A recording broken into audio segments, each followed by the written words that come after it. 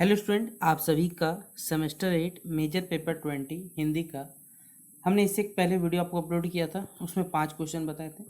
इस वीडियो में आप सभी बच्चों को जितने भी क्वेश्चन पूछे जाएंगे वो सारे के सारे मैं बता दूंगा इस वीडियो में। और आप सभी बच्चों को मेजर पेपर 20 पूरा सिलेबस इंपॉर्टेंट क्वेश्चन जो पूछे जाएंगे वो कंप्लीट हो जाएगा। तो चलिए वीडियो को शुरू करते हैं। पसंद है लाइक और शेयर करिएगा, चैनल पर नहीं हो सब्सक्राइब कर लीजिएगा। ठीक है। सवाल है जयप्रकाश करदम के जो साहित्य में दलित जीवन संघर्ष एवं जो समानता की भावना है इसका आपको वर्णन करने बोला गया है। ठीक है, तो चलिए बताते हैं। जयप्रकाश करदम समकालीन हमारे जो हिंदी है इसके प्रमुख दलित साहित्यकार हैं। उन्होंने अपने उपन्यास में, कहानी में, कविताएं, निबंधों के माध्यम से जो दलित समाज है इसमें जीवन संघर्ष, सामाजिक जो असमानता देखी जाती है और साथ ही साथ आत्मसम्मान की भावना को बहुत प्रभावशाली ढंग से प्रस्तुत करने का काम किया। उनका जो साहित्य है इसमें दलित विमर्श को एक नई दिशा विषय देने का कार्य करता है तथा सामाजिक न्याय और जो समानता इसका भी संदेश देने का ये कार्य करता है। जयप्रकाश जो करदम के साहित्य में जो दलित जीवन का जो बारे में बताया गया वो अत्यंत ही यथार्थ चित्रण हमें देखने को मिलता है। उन्होंने दलित समाज की गरीबी, अशिक्षा, बेरोजगारी, जातिगत भेदभाव हो चाहे सामाजिक उपेक्षा हो, इन सभी को अपनी रचनाओं का बेसिकली मेन सब्जेक्ट उन्होंने बनाया। उनकी रचनाएं बताती है कि दलितों केवल कहा जाए तो आर्थिक रूप से नहीं बल्कि सामाजिक रूप से, मानसिक रूप से सभी मतलब इन सभी कैटेगरी से उनका शोषण हुआ है। फिर भी वे संघर्ष करते हुए अपना जो जीवन है वो सम्मानपूर्वक जीवन जीने का प्रयास करते रहे। उनके साहित्य का अगर हम देखें दूसरा पक्ष जो है वो संघर्ष भी है। उनकी रचनाओं के जो पात्र हैं उनमें अन्याय और शासन को क्या चुपचाप स्वीकार नहीं किया गया बल्कि उसके विरुद्ध सभी ने आवाज़ उठाई है। वे शिक्षा, जागरूकता और आत्मविश्वास के माध्यम से सभी लोगों मतलब बेसिकली जो लोग हैं उनके अधिकारों का प्राप्त करने का प्रयास करते हैं। लेखक का विश्वास ये है कि शिक्षा और संगठन ही क्या कर सकता है, दलित समाज का जो विकास है उसका सबसे प्रभावशाली या सबसे प्रभावी माध्यम होता है। जयप्रकाश जो करदम है उनके साहित्य में समानता की जो भावना है वो विशेष रूप से दिखाई देती है। वे ऐसे समाज की कल्पना करते हैं कि जहाँ किसी व्यक्ति का जो मूल्य है उसकी विशेष जाति ना हो, उसके कास्ट ना हो, बल्कि उसके गुण के हिसाब से हो, उसके कर्म हो और उसके व्यक्तित्व के हिसाब से किया जाए। उनकी रचनाएं संविधान द्वारा जो प्रदत्त समानता है, स्वतंत्रता है और साथ ही साथ मानव अधिकार का समर्थन करता है तथा सामाजिक जो भेदभाव है इसका ये विरोध करने का कार्य करता है। इस प्रकार जयशंकर जो करदम है उनका साहित्य जो है वो दलित चेतना, संघर्ष और जो सामाजिक समानता है इसका एक सशक्त प्रतिनिधित्व करता है। उनकी रचनाएं बेसिकली मानव गरिमा, आत्मसम्मान और न्यायपूर्ण जो समाज है इन सभी चीज़ों की स्थापना की प्रेरणा देता है हमारे पास। ठीक है, तो ये पहला सवाल हमारा कंप्लीट होता है जयप्रकाश करदम से जुड़ा हुआ। अगला सवाल है आदिवासी विमर्श की अवधारणा, इसका स्वरूप और इसके जो कह सकते विकास में इसकी आपको व्याख्या करनी बोली गई है। ठीक है, तो चलिए बताते हैं इस सवाल को। यहाँ पर आदिवासी विमर्श आधुनिक जो हिंदी साहित्य है इसका एक महत्वपूर्ण हमारे पास धारा है जिसका उद्देश्य यही है कि आदिवासी समाज के जीवन, संस्कृति, परंपराएं, संघर्ष, अधिकार और उनकी जो असीमता है इन सभी चीज़ों को हम लोग साहित्य के माध्यम से लोगों के सामने अभिव्यक्त करें। आदिवासी शब्द का अर्थ है वे मूल निवासी जो बेसिकली सदियों से जंगल में, पहाड़ों में और जो प्राकृतिक संसाधन है उनके बीच अपना जो जीवन है वो जीते थे या व्यतीत करते थे। आदिवासी विमर्श उनके अस्तित्व, पहचान और अधिकारों की जो रक्षा है इसका एक सशक्त माध्यम है हमारे पास। आदिवासी विमर्श का जो स्वरूप है वो बहुत ही व्यापक है और बहुआयामी है। ठीक है, इसमें आदिवासी समाज की संस्कृति, लोक जीवन, भाषा, रीति रिवाज, प्रकृति से उनका जो गहरा संबंध है, फिर विस्थापन हो गया, शोषण हो गया, गरीबी होगी, अशिक्षा है और विकास के नाम पर होने वाला जितना भी अन्याय है इन सभी चीज़ों उनका बेसिकली मेन सब्जेक्ट रहा। यह विमर्श केवल उनकी समस्याओं का वर्णन नहीं करता बल्कि उनके लिए देखिए जो भी अधिकार है, सम्मान हो सकते हैं और साथ ही साथ सामाजिक न्याय की भी मांग करता है। इसमें जल, जंगल और जमीन पर आदिवासियों के जो पारंपरिक बेसिकली अधिकार है उन सभी चीज़ों को एक विशेष महत्व दिया गया है। हिंदी साहित्य में आदिवासी विमर्श का जो विकास है वो विशेष रूप से जो 20वीं शताब्दी है उसके उत्तरार्ध में या स्टार्टिंग में हुआ था। पहले आदिवासी जीवन पर बहुत कम लिखा गया, लेकिन धीरे धीरे बहुत सारे लेखक हो गए, कवियों ने हमारे आदिवासी भाई बहन हैं उनकी समाज की जो वास्तविक परिस्थिति है उन सभी चीज़ों को साहित्य में स्थान देना स्टार्ट किया। अनुज लगन, निर्मला पुतुल हो गए, रमनिका गुप्ता हो गए तथा बहुत सारे ऐसे अन्य रचनाकारों ने आदिवासी असीमता, संघर्ष और जो सांस्कृतिक पहचान है इसको प्रभावशाली ढंग से प्रस्तुत करने का कार्य किया। इनकी रचनाओं में आदिवासी समाज की पीड़ा के साथ साथ उनके आत्मसम्मान और जो प्रतिरोध की भावना ये भी दिखाई देती है। इस प्रकार कहा जाए तो आदिवासी विमर्श जो है केवल साहित्यिक अभिव्यक्ति नहीं बल्कि सामाजिक जो न्याय हो गया, समानता हो गया और साथ ही साथ जो मानवीय हमारे पास अधिकार होगा, इन सभी चीज़ों का एक आंदोलन है। यह आदिवासी समाज की संस्कृति, पहचान और उनके अधिकार की रक्षा का संदेश देता है और साथ ही साथ जो समतामूलक समाज है इसके निर्माण की भी प्रेरणा यहाँ प्रदान करने कार्य करता है। ठीक है, तो ये था दूसरा क्वेश्चन हमारा। तीसरा क्वेश्चन है, अनुज लगन की कविताओं में जो आदिवासी बेसिकली असीमता एवं जो प्रतिरोध है इसका विश्लेषण आपको करने बोला गया है। ठीक है, तो अनुज लगन समकालीन हिंदी साहित्य के प्रमुख युवा कवि हैं। उनकी कविताएं आदिवासी समाज के जीवन, संघर्ष, संस्कृति और अधिकारों की जो सशक्त अभिव्यक्ति है।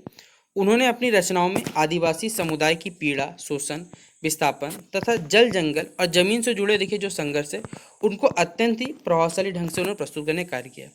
उनकी कविताएं जो है आदिवासी जो विमर्श है उसको एक नई दिशा प्रदान करने का कार्य करती है।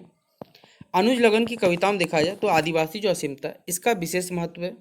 उनके अनुसार आदिवासी समाज की जो अपनी विशिष्ट पहचान है या विशेष संस्कृति है, इनमें भाषा, परंपरा और जीवन दृष्टि है जिसकी रक्षा जो है वो करना बहुत जरूरी है। वे आदिवासियों की पहचान को लेकर या केवल पिछड़े या वंचित समुदाय के रूप में नहीं बल्कि प्रकृति के संरक्षण और जो समृद्ध सांस्कृतिक विरासत के वाहक के रूप में प्रस्तुत करने कार्य करते हैं। उनकी कविताएं आदिवासियों में आत्मसम्मान और उनके पहचान के प्रति जो गर्व की भावना है ये उत्पन्न करने का कार्य करती है।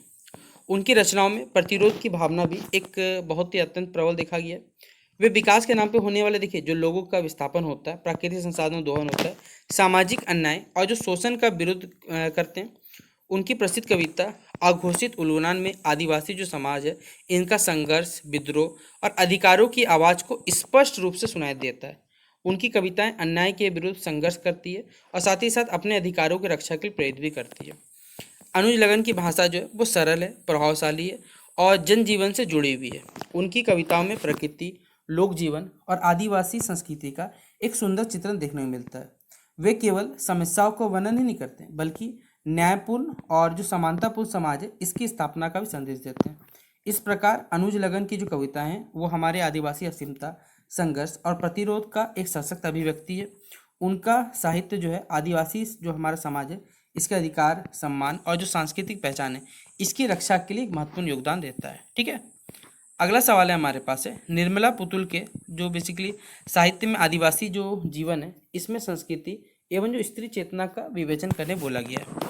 तो निर्मला पुतुल समकालीन हिंदी जो साहित्य है इसकी आदिवासी कवित्री है। उन्होंने अपनी कविताओं के माध्यम से आदिवासी समाज के जो जीवन है, संस्कृति है, परंपरा है, विशेष रूप से आदिवासी महिलाओं की जो समस्याएं हैं और उनके संघर्षों को सशक्त रूप से उन्होंने अभिव्यक्त करने का कार्य किया।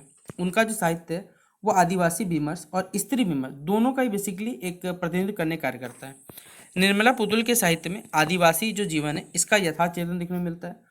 उनकी कविताओं में जंगल, पहाड़, नदियाँ, खेत, लोकगीत और जो सामुदायिक जीवन है इन सभी चीज़ों का जीवंत वर्णन देखने को मिलता है। वे दिखाती है कि हमारे जो आदिवासी समाज है वो प्रकृति के साथ किस प्रकार गहरा संबंध रखते हैं और उनका जो जीवन है जिनमें जंगल है, जल है और जमीन, इन सभी चीज़ों पर आधारित होता है।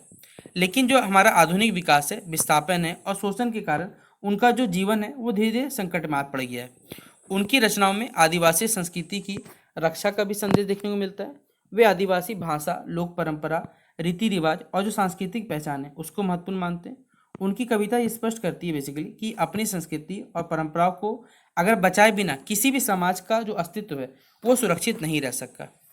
निर्मला पुतुल के साहित्य का सबसे महत्वपूर्ण पक्ष जो है वो स्त्री चेतना है। उन्होंने आदिवासी महिलाओं के दोहरे शोषण, एक समाज का दूसरी ओर आर्थिक एवं जो सामाजिक परिस्थिति है इन सभी चीज़ों का मानविक चित्रण उन्होंने किया है। उनकी कविताएं अगर कहा जाए हमारे पास है, इनमें स्त्रियां अन्याय का विरोध करती है, अपने अधिकारों के प्रति जागरूक है और आत्मसम्मान के साथ जीवन जीने की इच्छा रखती है। वे महिलाओं की शिक्षा, समानता और जो स्वतंत्रता इन सभी चीज़ों का समर्थन करती है। इस प्रकार निर्मला पुतुल का जो साहित्य है वो आदिवासी जीवन, संस्कृति और स्त्री चेतना का एक सशक्त दस्तावेज है। उनकी रचनाएं बेसिकली सामाजिक न्याय, महिलाएं सम्मान और जो सांस्कृतिक संरक्षण है और जो आदिवासी असीमता है इसकी रक्षण का एक हमारे पास प्रेरणादायक संदेश देने का कार्य करता है। ठीक है, फिर अगला सवाल है, बाल विमर्श की अवधारणा, इसका स्वरूप और इसके विकास पर विस्तार से आपको चर्चा करने बोला गया है। ठीक है, तो इसका मेन केंद्र है बालक और उसका जो कह सकते हैं स्वर्गीन विकास है, इस पर फोकस करता है। बाल विमर्श का उद्देश्य बच्चे का अधिकार हो गया, शिक्षा हो गया, मानसिक विकास हो गया, भावना है, सुरक्षा है, सामाजिक स्थिति, इन सभी चीज़ों से जुड़ा हुआ सवाल करता है या प्रश्न कर विचार करना होता है। यह बच्चों केवल पारिवारिक परिवार सदस्य नहीं बल्कि स्वतंत्र व्यक्तित्व और भविष्य के जो जिम्मेदार नागरिक है इन सब के रूप में ये देखने का कार्य करता है। बाल विमर्श का जो स्वरूप है वो व्यापक है और बहुआयामी हमारे पास है। इससे बालकों के शारीरिक, मानसिक, बौद्धिक, नैतिक तथा भावनात्मक विकास पर विशेष फोकस किया जाता है। साथ ही साथ बाल श्रम, बाल शोषण, बाल विवाह, अशिक्षा, गरीबी, कुपोषण और बच्चों के अधिकार जैसे कई विषयों से इसके अंतर्गत आते हैं। बाल विमर्श बेसिकली इसी पे बल देता है कि प्रत्येक बच्चा जो है उसको शिक्षा मिले, सुरक्षा मिले, समान अवसर मिले और एक सम्मानपूर्ण जो जीवन है उसको अधिकार मिलना चाहिए। हिंदी साहित्य में बाल विमर्श का जो विकास है वो धीरे धीरे हुआ। प्रारंभिक साहित्य में बच्चों को चित्रण लिमिट में रखा गया था, लेकिन आधुनिक काल जो है उसमें बाल जीवन को विशेष महत्व दिया गया। प्रेमचंद ने अपनी कहानियों में गरीब और जो वंचित बच्चे उनके जीवन, उनकी मासूमियत और संघर्ष का एक यथार्थपूर्ण चित्रण उसने प्रस्तुत किया। वहीं पर सुभद्रा कुमार चौहान जी ने उन्हें अपनी रचनाओं में बाल बेसिक बच्चों में राष्ट्र प्रेम, साहस, नैतिकता और अच्छे संस्कार विकसित करने का प्रयास किया। इसके अतिरिक्त उनके साहित्य बहुत सारे साहित्यकार ने बाल साहित्य को समृद्ध बनाया। वर्तमान समय देखा जाए तो बाल विमर्श का महत्व और भी बढ़ गया। आज बच्चों के साथ अधिकार, गुणवत्तापूर्ण शिक्षा, मानसिक स्वास्थ्य और जो सुरक्षित वातावरण है इस पर विशेष फोकस किया जाता है। साहित्य भी बच्चों के व्यक्तित्व निर्माण और जो सामाजिक चेतना के विकास में एक महत्वपूर्ण भूमिका निभा रहा है। निष्कर्ष कहा जाए तो बाल विमर्श जो है केवल साहित्य विषय नहीं बल्कि सामाजिक परिवर्तन और राष्ट्र निर्माण का एक आधार भी होता है। यह बच्चे को अधिकार की रक्षा, उनके समुचित विकास और बेहतर भविष्य के जो निर्माण है इसका भी संदेश देने का कार्य करता है। ठीक है, फिर अगला यहाँ पर जो सवाल है वो मैं आपको बता दे रहा हूँ, आप लोग इसे पढ़ लीजिएगा अच्छे से। पहला सवाल है कि प्रेमचंद के साहित्य में जो बाल जीवन और जो बाल मनोविज्ञान है इसका आपको चित्रण करना है। फिर सुभद्रा कुमारी चौहान जी के साहित्य में बाल चेतना एवं राष्ट्र प्रेम का जो विश्लेषण है वो बताना है।